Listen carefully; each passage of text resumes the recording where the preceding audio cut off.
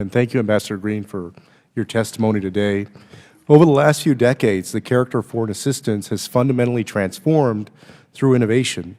So do you support innovation as a part of your redesign efforts at USAID?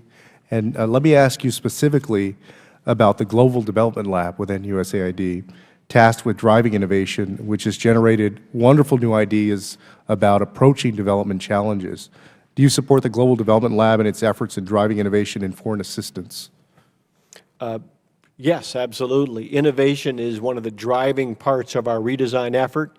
With respect to the Global Development Lab, again, we're not done with our redesign. We're still getting approvals, and we'll continue to brief your staff.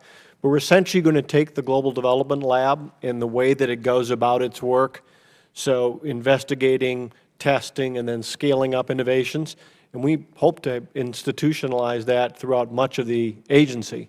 So that's one of the things I've learned a great deal about. Innovation has to be at the heart of what we do. No, well, thank you for that. I guess a big part of my concern is that the President's budget for fiscal year 19 requested only $12.5 million for the Global Development Lab in comparison to its typical funding levels at above $100 million. Obviously, a very drastic cut in funding. So how would this significant decrease hinder USAID's intention of driving innovation in foreign assistance? Well, first off, funding for the Global Development Lab has actually gone up and down since its creation. But what we're trying to do, again, as we go through this redesign process, is make sure that we capture its lessons and use it more broadly.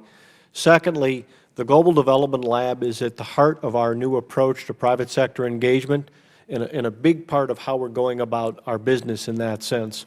So traditionally, it's the public-private partnership model, in which basically you craft a program and then you try to get the private sector to buy in or help. What we're doing, largely with the help and through the Global Development Lab, is reaching out to the private sector and saying, here's a challenge we see, an opportunity that we see. We'd love your ideas. We've made it easier for them to participate and share those ideas. And then with the Global Development Lab, and again, we'll be expanding its work, we're able to test those ideas and put together the best ideas forward and make the funding more nimble. So we're doing our best to take all that you're pointing to in the Global Development Lab and raise it and extend it. You're basically crowdsourcing, putting out a challenge and crowdsourcing the best ideas to solve these development. I have learned so much in my travels, seeing some of the inspirational innovations in places like India. It really is quite exciting. And we've talked about how do you transition in the future. In other words, as countries advance in their development journey, at some point, like India, they don't want food aid, they're not looking for money, they're looking for help, technical assistance around these innovations, and that's great. I mean, that's a wonderful place for us to be, and using some of the lessons that we've learned here is at the core of it.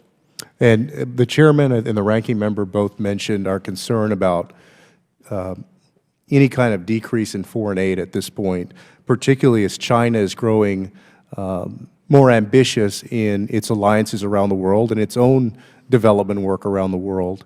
So what are your thoughts on, American foreign assistance with a rising China out there? Well, twofold.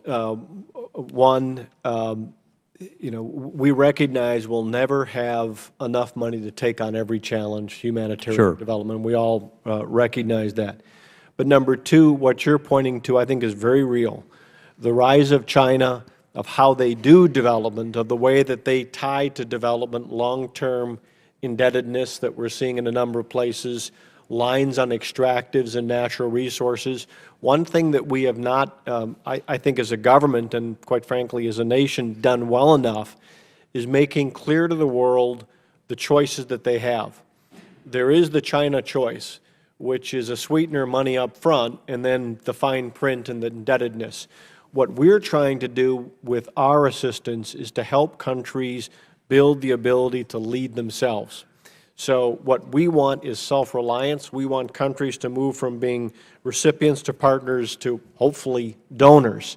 That's a clear choice. That's how we're trying to orient all of our tools and our programs.